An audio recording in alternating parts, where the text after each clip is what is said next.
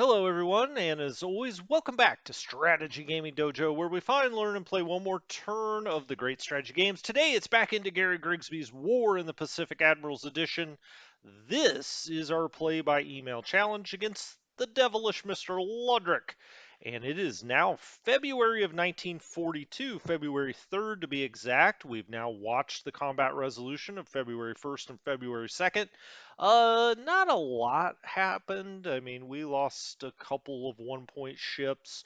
Lodric lost a couple of one-point ships. We'll go look at all the stats here in a second. We'll look around the map. Of course, we're centered over Pearl Harbor here, as you always are as the Allied player.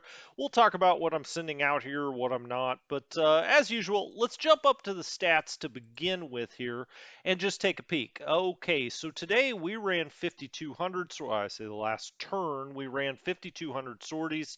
The Japanese, 9,000 sorties for the campaign. As you can see, he's run about 80,000 more sorties than we have. That's, when you play the AI, you're going to be pretty even.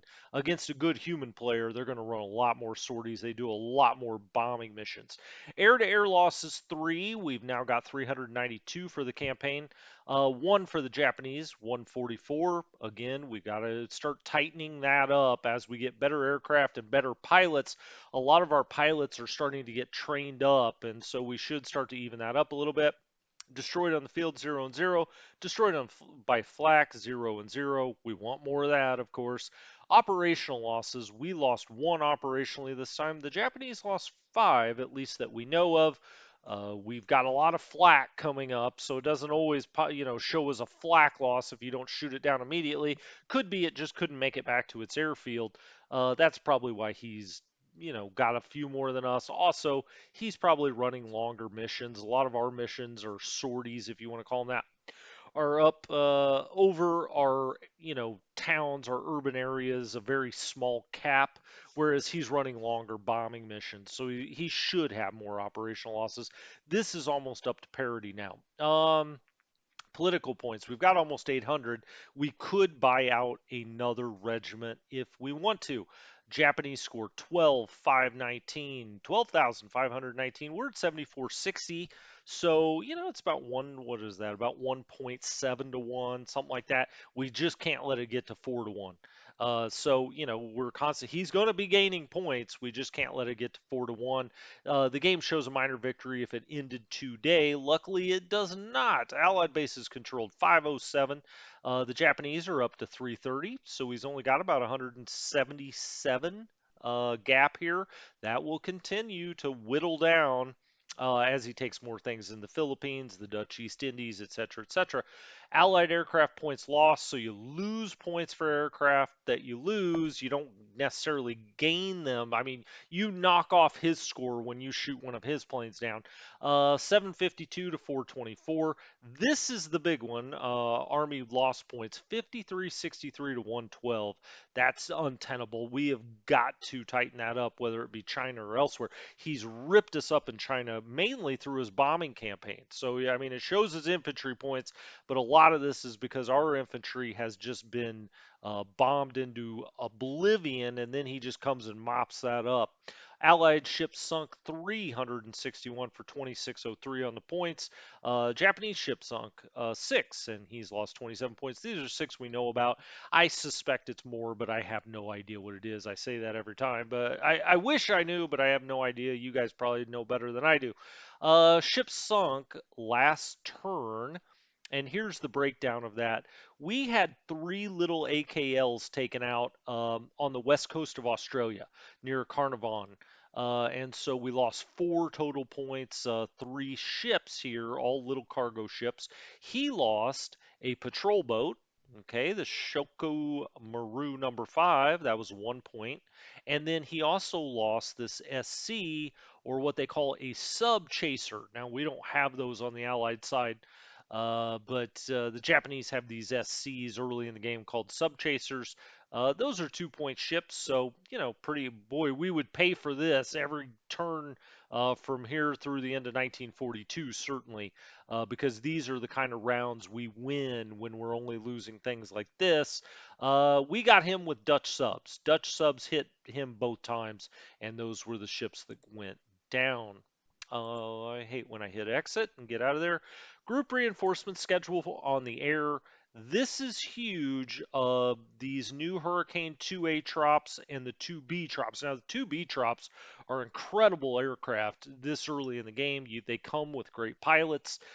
They can fly up to 30,000 feet and still have some effectiveness, if you can believe that. I usually fly them at 25,000 feet. That way, you're almost always over the top of Japanese aircraft. They're We can go look at them actually really quickly here. Oh shoot, I can't see the maneuverability here. I can't see that part of the card, unfortunately. Well, we'll look at that if we the other Hurricane 2B trops we have out on the map. The 2As are good too. I mean, it's not like these are bad aircraft. The 2Bs really are. They're my favorite aircraft in the game, if I had to say, just because they're the first really good aircraft you get as the Allied player. They're British aircraft, two different, I guess the British called these squadrons. There are 16 in number. We've got two of those coming into Calcutta, and then we've got a 2A trop coming into Madras. 48 total Hurricanes coming in, and that's just huge. We also then get some full Mark IIs out in Aden in a couple of days. Now, those are the fighter bombers that the Brits like to have on their aircraft carriers. The way the Brits set up their aircraft carriers early on is a little bizarre.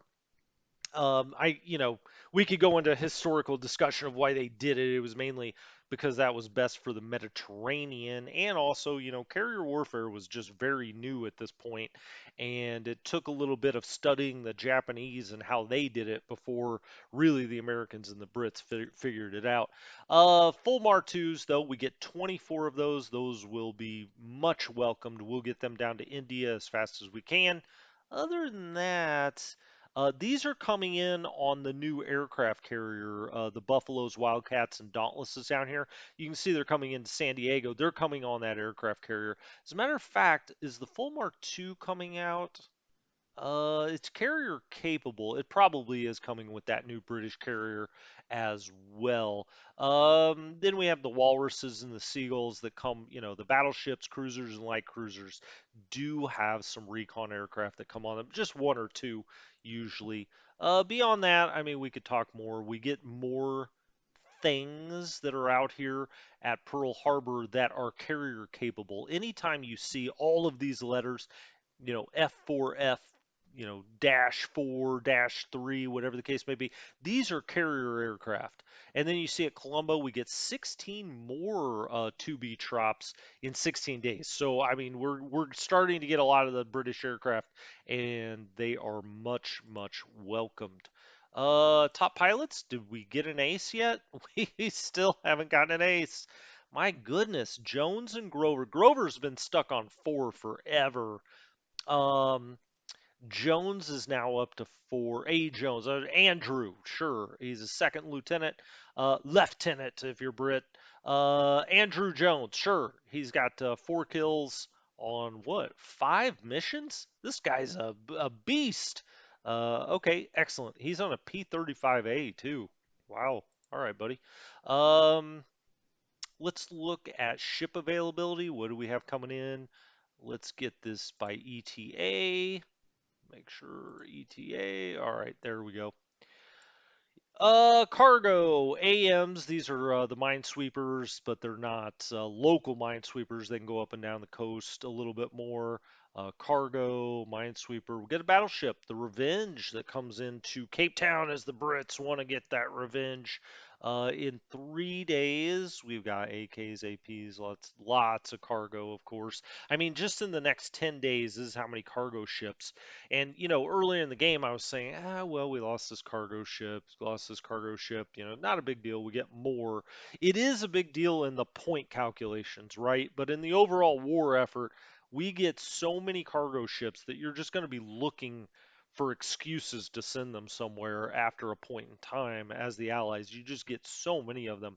But that being said, we can't lose too many more because he is outpointing us strongly at this point. Ramilli's Resolution, they're both coming into Cape Town in 12 days. That's fun. The Nashville, all right, light cruiser into Balboa in 12. So in 12, you see here we get a lot of destroyers and these APDs. They're transport destroyers. Those are fun because they do anti-sub work and they can transport troops. That's great. Yeah, you like to see that. We get some submarines, so on and so forth. I know I look at these every time, so sometimes I'm just kind of repeating myself what you saw last time. Grounded reinforcement, I love to see Chungking on here. Everybody Chungking tonight. The Chinese Corps, 6 days into their 257 on the 81st Corps. Yes, yes. It does get me excited because China's quite a struggle right now. 33rd Chinese Corps comes in there in 10 days into Chungking, so just adding, adding, adding. These are big ones right here. New field, well, I guess they're sort of big ones. These are artillery coming in at Aden. I saw 1st Australian Corps and I thought, oh, new Australian troops, but they're up here. 25th Australian Brigade comes into Aden in 11. We've got the 21st that comes in 10.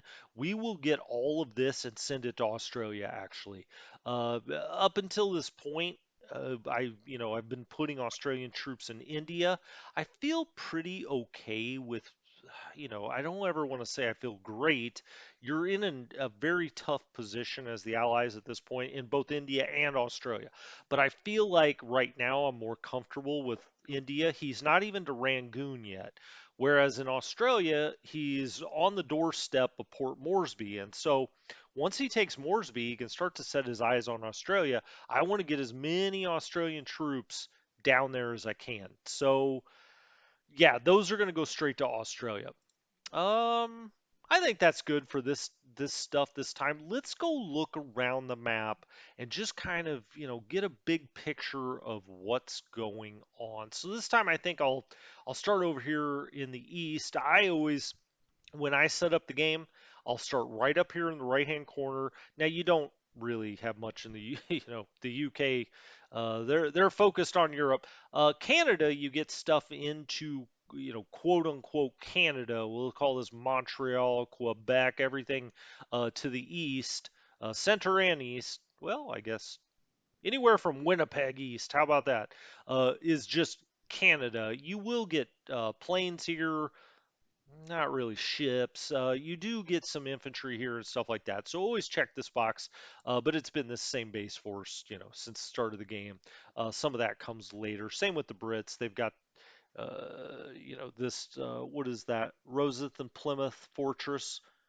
I guess I've never really studied this. Interesting. Okay. But I always come up here and check. Then I go to the eastern U.S. What's going on in the eastern U.S.? Well, we don't have any troops there. We just have the eastern base force. We do have this AK, the Wind Rush, that's coming in here.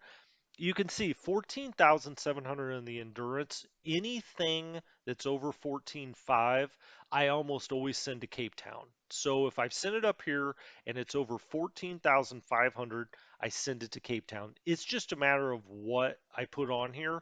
Right now, we're really, really low on fuel at Cape Town. It can get there and back without refueling. Now, that does burn a lot of fuel to only take half of that. But generally, I would put supplies on this.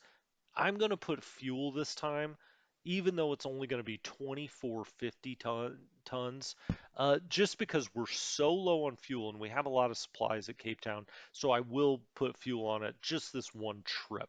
So anyway, that's it there. I mean, there's no planes here. There's no other infantry here.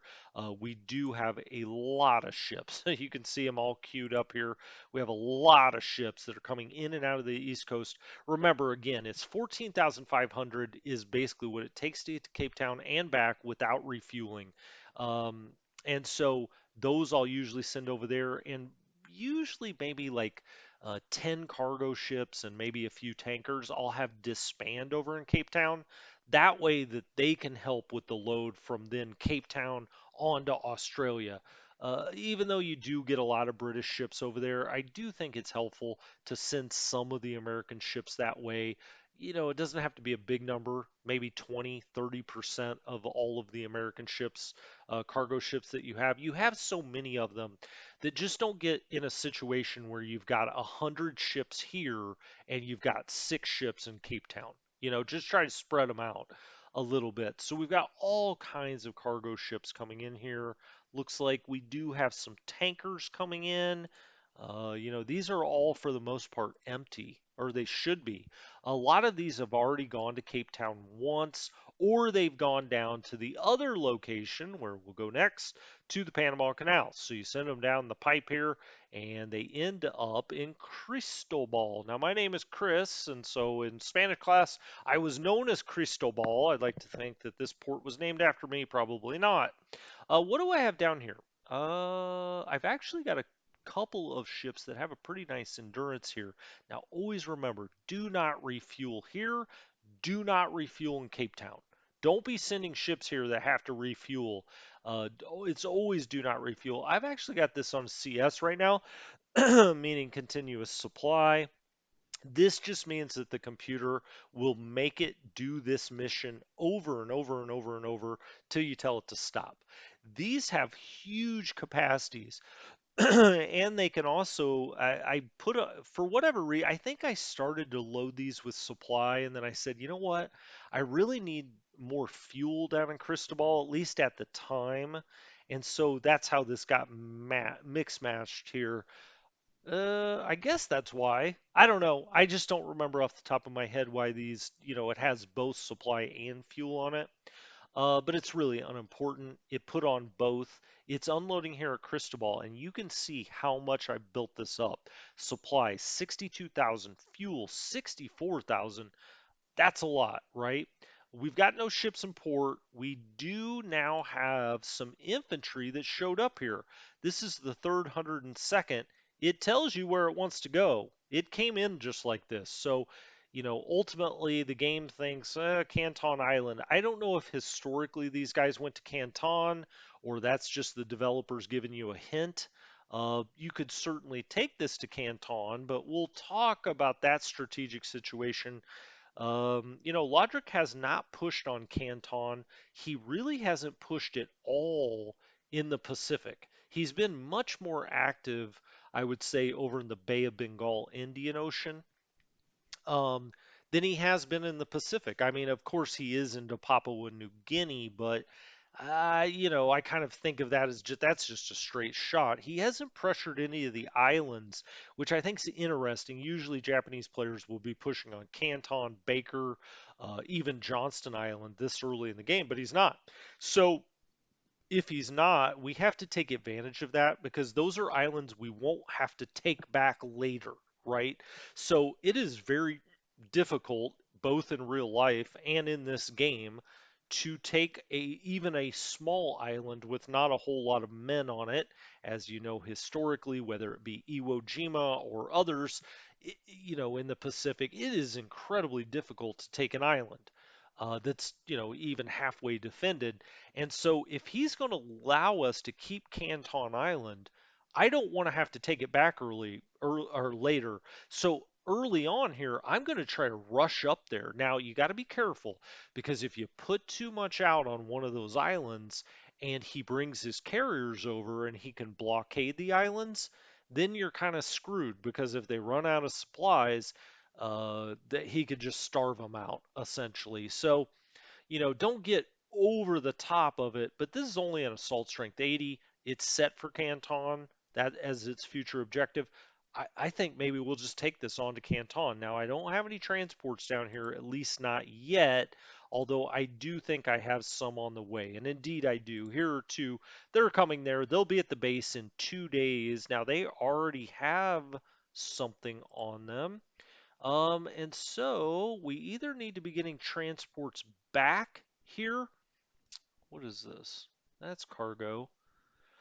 So we'll either need to do that or we'll need to send transports out from either San Diego or Los Angeles. I think I've got them all in Los Angeles. We'll just have to send one down to the Panama Canal, grab that unit, And then we've also got some engineers here.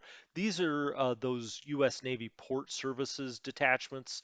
This is the F detachment. You've got an A, B, C, D, and E. I put them on all these little islands. We can go look at those later at some point. Um, and so this is the F detachment. Now it's set for Pearl Harbor. Sometimes they give you hints, sometimes they don't. Pearl Harbor's not much of a hint. Usually these detachments I put on islands down in the south.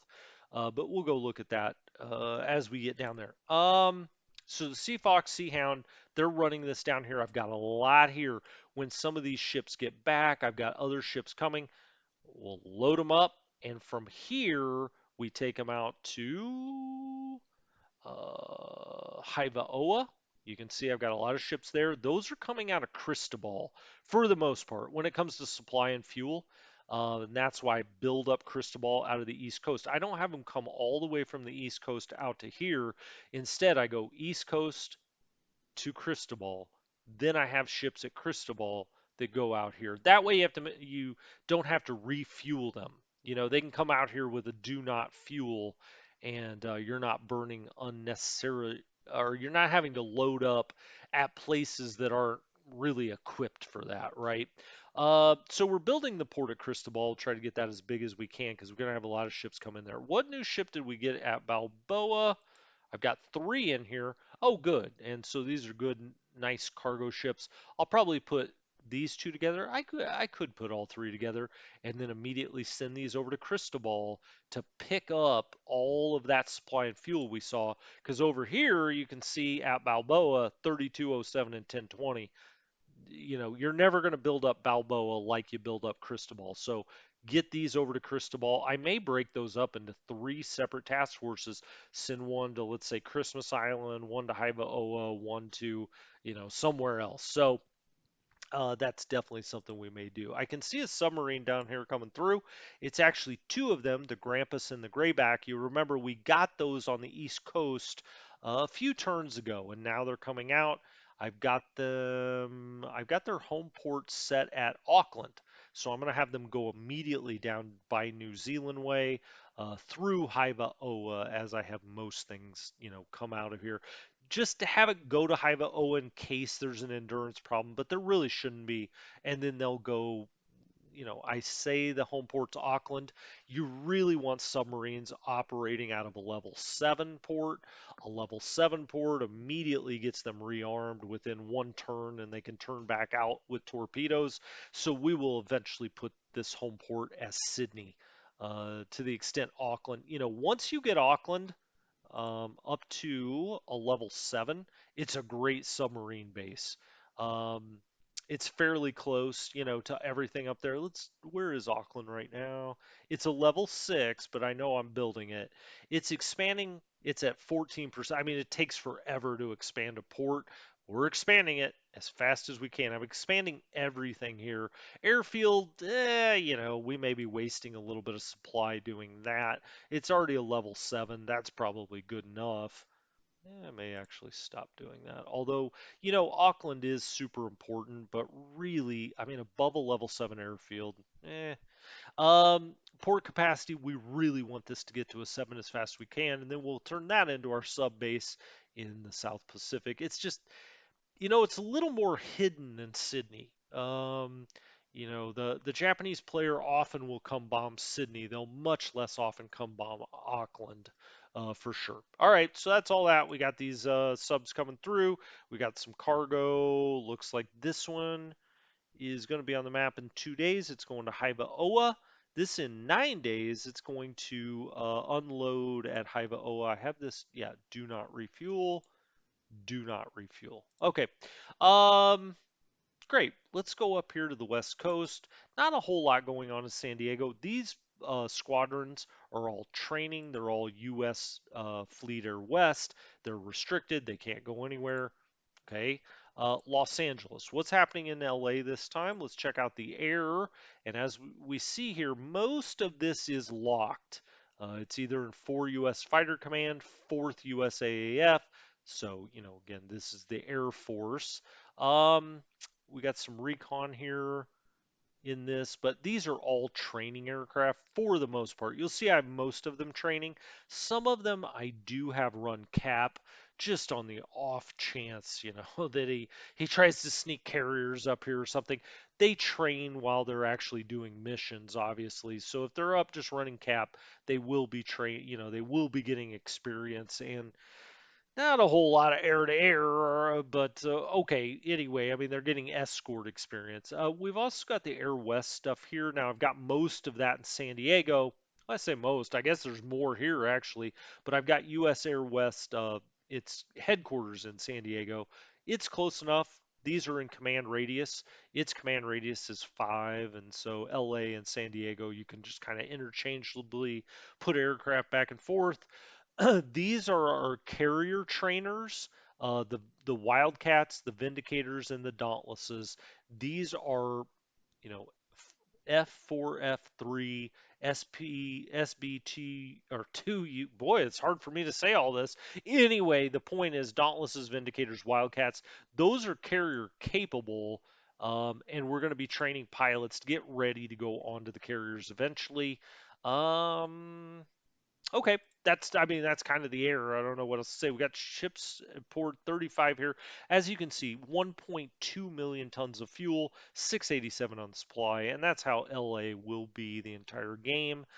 We do have um, air transport out here. So I turned this into an air transport task force.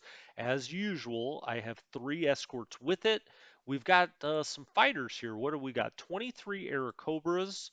We've got 23 more Airacobras and 26 Airacobras. They're all attached, I believe, to the Pacific Fleet. Let's see.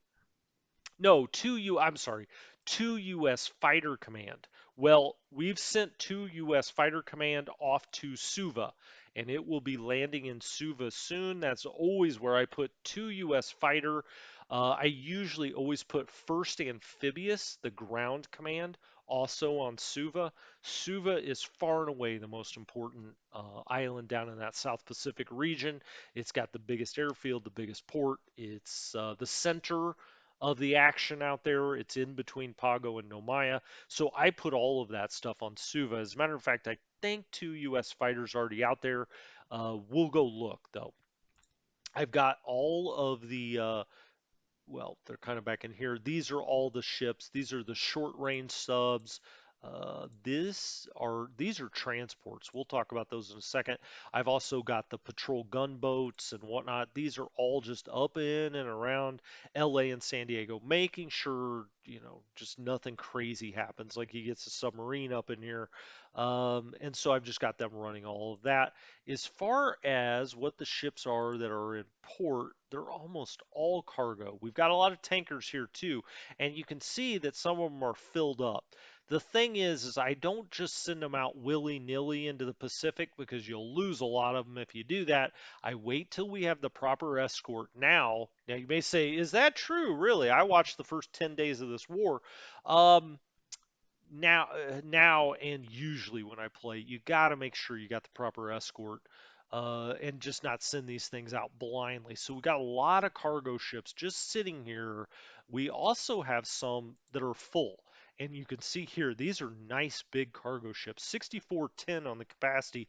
I've already got them docked and filled. When we get some destroyers, either that or Pearl Harbor gets low, but Pearl Harbor's in great shape right now. I've just filled it up. So there's no reason to just send this out there. And I find that sometimes people do that. And I do understand it is like, well, I've got these cargo ships. I want them to be doing something. But if you've got enough out of Pearl Harbor and your islands are covered and you've got cargo ships at Pearl Harbor to take stuff south, you don't have to send stuff out just every turn. You can wait until you've got the proper escort. So that's what I'm doing with that. I've also got a group of tankers that are full here doing the same thing. They're just waiting for destroyers to take them out. Speaking of destroyers, here's the Morris. This just came in. I'll probably disband that. Yeah, I'll probably disband that. And then that way I can go look at it. And if I decide this turn I want to take this tanker group or this tanker group out, this cargo group out, or I want to take these guys. Now, these guys are going to go no matter what. We've got proper escort, or what I consider proper escort, two destroyers and a destroyer minesweeper. They're ready to go. They're going all the way to Wellington with those Airacobras. Then we'll fly them up to Suva eventually, or in that area. They may end up in Pago. Who knows where they end up? But we're going to take them to Wellington first of all, and this is my preferred path. Right down the side, we go right through Haiva Oa, just in case as we get close, if we need some fuel. Now we shouldn't, and then all the way around to Wellington. I always bring them into Wellington just because Japanese players are far more likely to bomb Auckland than they are Wellington. I was just saying that, Sydney gets bombed more than Auckland. Well, if Sydney gets bombed more than Auckland, Auckland gets bombed 5 times more than Wellington. People just seem to forget about Wellington. So I usually take transports in there. Let's see what these other transports are. We've got the 70th Coastal Anti-Aircraft Regiment. Okay, so we'll get some anti-aircraft out into the Pacific. I've got some more fighters here. What are these? More Airacobras, 24 and 25. So we got another 50 Airacobras there. Are those guys both in two? No, they're in 13th USAF. Okay, let me look at this one. Yeah, these are both in 13th. Now, what's interesting about 13th, can I see them here? Nah, that's going to be ships. Um, I believe I'll have to make absolutely sure about this, but I think 13th USAF is supposed to be stationed in Southeast Asia. So you're talking about Burma, in that area, right? So all the way around. And we may take some planes over there. If I was going to take planes over there, though, I'd probably take them through from the East Coast to Cape Town and then over instead of going all the way around the world, essentially. These guys I do have going to. Wait a minute. Did I have this going to Wellington? Let me see. Auckland. Okay, well, sometimes I say something and then it's contradicted immediately. Auckland for these guys, although when they get out there, I may vector them towards Wellington. Just depends if we're picking up any heat down by New Zealand. Then I've got some transports here. This is an EAB. These are Engineers Aviation Battalion. So they've got, some well, this part of it doesn't have aviation support, but it's got engineers, engineer vehicles, motorized support. Let's go look at the other part of that. How about this? Oh, I guess that's what I already looked at. All right, let's look at the other one on the Santa Paula. Engineers, there they are. There are all of our engineers, engineer vehicles, motorized. These guys are great at building airfields. That's what they're supposed to do. You can see the big, look at that. How'd you like to drive that around and just moving dirt? So yeah, they build airfields. That's the basic idea. I also have a transport that's carrying the 95th Coastal AA, so we got quite a bit in AA for these coastal AAs or artillery or the EABs, I may only send one or two destroyers. They're not nearly as important as a regiment or 25 planes. Um, so anyway, I mean, just kind of use your best judgment on that stuff. What is this? Did I already look at this? Oh, this is the 810th EAB, so we got another of those EABs. Up in this way, not a whole lot to look at up here. I do have a few planes back here at March Field that are training. As you can see, they're all fourth USAAF. These guys are just running searches essentially. San Francisco, I've got all of 4th US Bomber. Now, these bombers could go out just depending. For instance, the Marauders are outstanding, tearing up naval assets. So if you need naval attack, come grab these Marauders and buy them out. How much would it cost to buy these out? I've got them in 4th US Bomber, but they can be bought out. If we just put them in Pacific Fleet, 52 points, that's it. And that's 11 of these. They could go up to 13 in this squadron. these guys are really good. Let's look at their pilot. Yep, see 65s and whatnot. We're not seeing that anyplace else, right? So this is naval bombing. It's so important, but you just don't have that many great squadrons at it as the Americans early on. The Brits have some pretty decent torpedo bombers, but that's a little bit different. That's naval torpedo here. But this is naval bombing. This is excellent. We should buy this out. Maybe I just will, and put this in. Well, we could put it in seventh bomber, but really seventh bomber has got a lot of. Eh, oh, I was wrong. 13 USAAF. Here it is, South Pacific. But there is one that's it's 10th. 10th is Southeast Asia, and we've already got a couple of tenths on the map, and I have bought them out into 13th. 13th is South Pacific. This I may put in 13th. I think I'll just do that. Um, and send it out. And this thing can really, these guys can really get after Japanese ships. So they're a nice one to have. All right, I could keep going here, but I want to go down and just look a little more generally, um, and just kind of look at some of the stuff I got going on. I've got a big, now remember, I was saying I'm not going to send that from the West Coast if we don't have to. I mean, I've got something, usually one coming from somewhere. This is out of San Francisco. Look at all, I mean, this is 32,000 tons of supply. And if we look at our supply situation of Pearl, 227. You don't want this to go under 200 probably, but if it does, it's not a huge deal. Red flag is really under like 125 or something. You need to get a big cargo task force out here. Fuel, you got a lot, 765, right? Not a whole lot to worry about there. So we do have a big cargo coming in. Then I've got a bunch of destroyers running ASW out here, a group of 4 destroyers there. I think, are these destroyers? Yeah, 4 more here. These are the better U.S. destroyers that go with our carriers, but our carriers are just here in port. So I'm sending these out to look for subs. They're on a sub hunting mission. We'll see if we find anything. We've got a submarine here, the Grenadier. Also got that going towards Auckland. I'm getting everything out over into Australia and Auckland, or New Zealand, I'm sorry, so that we can push them up or in and around Port Moresby and try to disrupt any landings up there as much as we can. Um, this is a bunch of battleships and destroyers. This is off the U.S. West Coast, the Colorado, New Mexico, Mississippi. This is a British battleship, the Warspite. Then we have some destroyers. That's a level 2. That's a level 2. These came out of San Francisco. So we got the 2 new ones. I believe it was the Mississippi and New Mexico. I think those were the 2 new ones into San Francisco. Then we had the Colorado and the Warspite. It was one of these 3 that was up in Seattle with the Warspite. So I sent some destroyers down to San Francisco. I picked up the other battleships and I'm going to put them in at Pearl Harbor.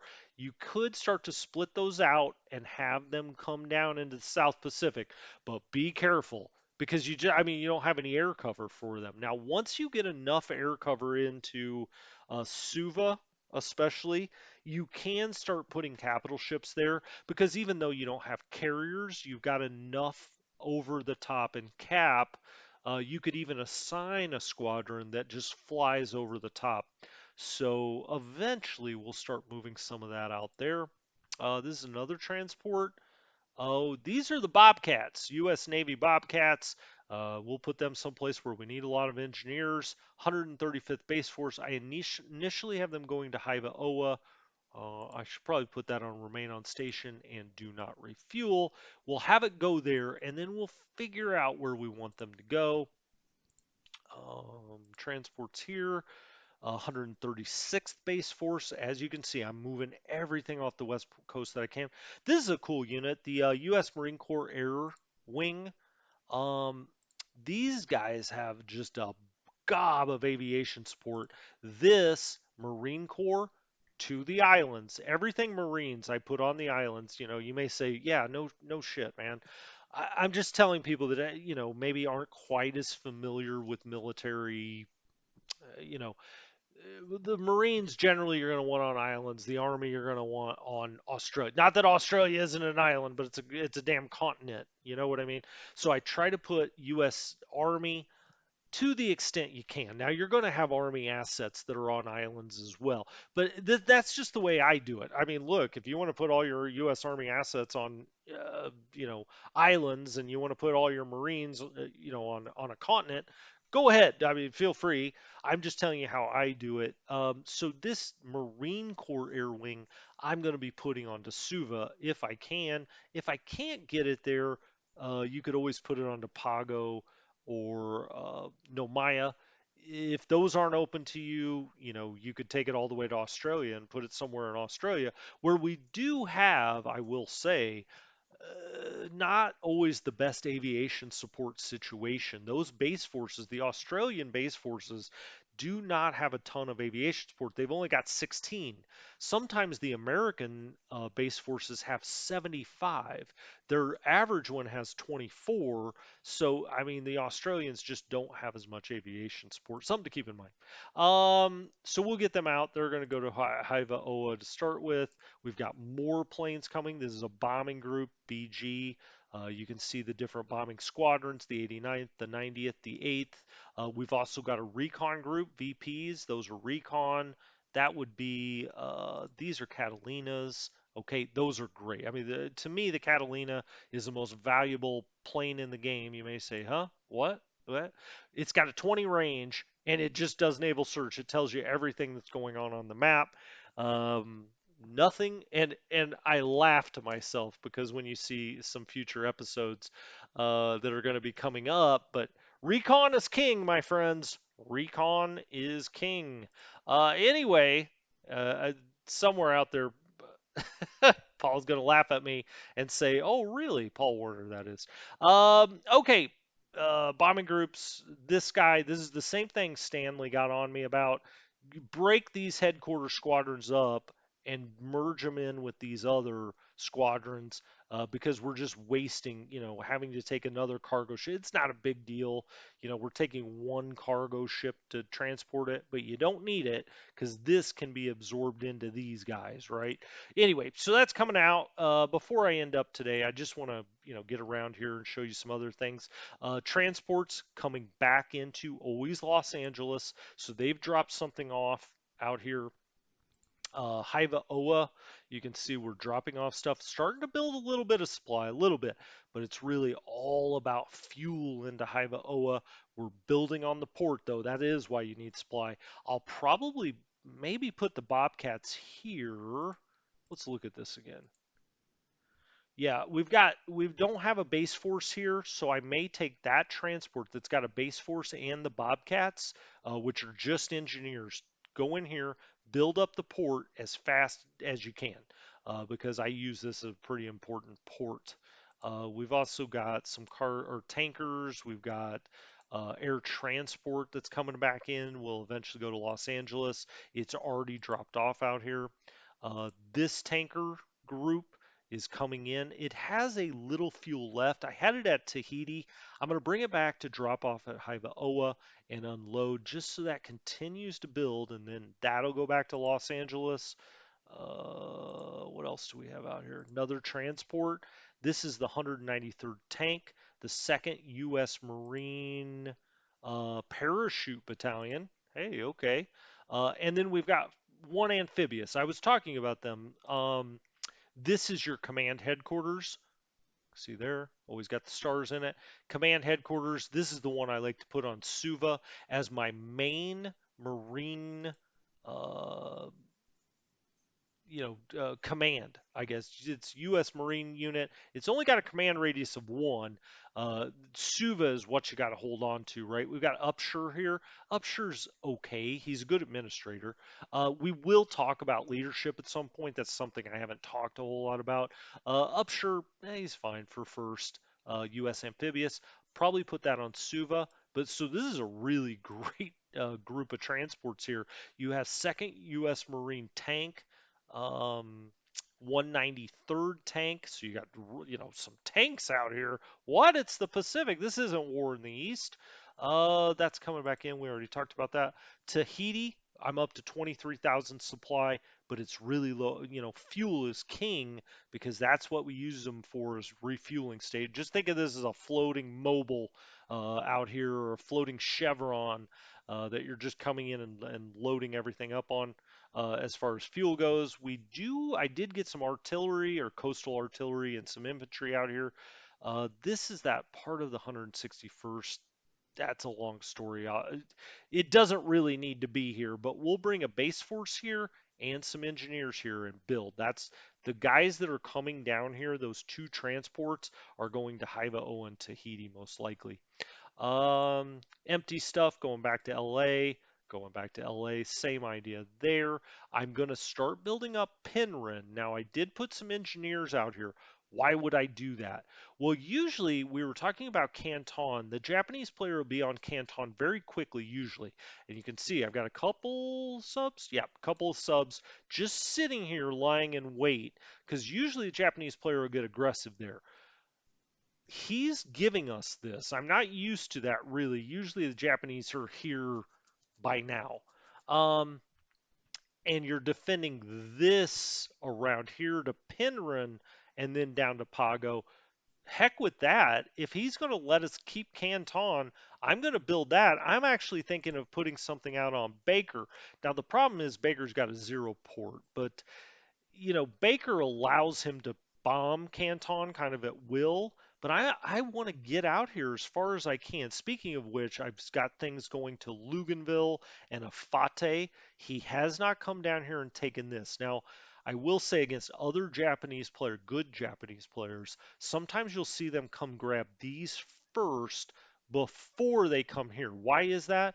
Because by grabbing this, he really restricts you and what you can bring into Sydney and whatnot. Lodrick has, decided he's going to come in here first, Rabal, I should say, and then eventually Moresby. So I'm getting base forces out to Luganville and Afate as fast as I can now, and also to Canton. Here is the aforementioned Suva. I've got a lot of artillery out here. This actually needs to be broken up. One of them can go over here to Naughty, naughty boy. Pago. Yeah, I've got some in here. I brought 8th Marine Regiment in here. That's what I've got here. Also got two base forces here. I've got 101st, 104th. I'm going to take 101st, and I think I'm going to go put it either on Penryn or up to Canton. Oh, it is Canton. That's where I put it. I took it up to Canton. So now we're going to have a base for, or I will in future episodes. I do have a base force now in the game on Canton. I'm building up Penryn. And so now, we're going to have our secondary line is going to be here instead of our initial line. Our initial is going to be Canton, Palmyra, kind of this axis. Now, if he comes through here, obviously, I mean, he's right on top of Suva and Pago, but we could start to bomb him out of Canton. We can also get a big search out here so we'll know that he's going. So I really like to hold that. Suva, Nomaya, I have not built up much, mainly because he sallied those carriers up and down here, and he scared me a little bit. But now I've got stuff going to Nomaya. You always want to build up Norfolk, really. Why is that? Because the skip, even for fighters without drop tanks, you can usually skip them to Norfolk and then to Nomaya, from Nomaya to Suva, and you can move airplanes all the way through this axis. And this is the axis in the South Pacific that matters. Um, so you want to get a base force out on Norfolk. I will say in the game further on, I finally start to get something out there. I had other stuff going on, as you'll see, but you really want to have something there because then you can take those Airacobras into Auckland or into Wellington. You fly them out here to what I call W Town, Wapapapakura. Sure, that's how the locals say it. Uh, you can fly it out here from one of these two, Auckland Wellington. Fly it out here, skip it to Norfolk. Norfolk, a lot of times they can get all the way to Suva, but if not, you can just go to Nomaya and then over. You can even start thinking about getting aircraft up into Luganville, which is very powerful because once you do that, then you can kind of control all of this area here. So anything coming down this way, this is the obvious lane, right? Right through here. So if you can fly aircraft out here, and up here you can get into what we call a kill zone. So anyway, all right, I think that's probably good for this time. I was thinking around about some of the other things that happen on the map. We'll look more at China next time. Dutch East Indies are about to come under fire. Obviously, he's now taken Singapore and Balikpapan.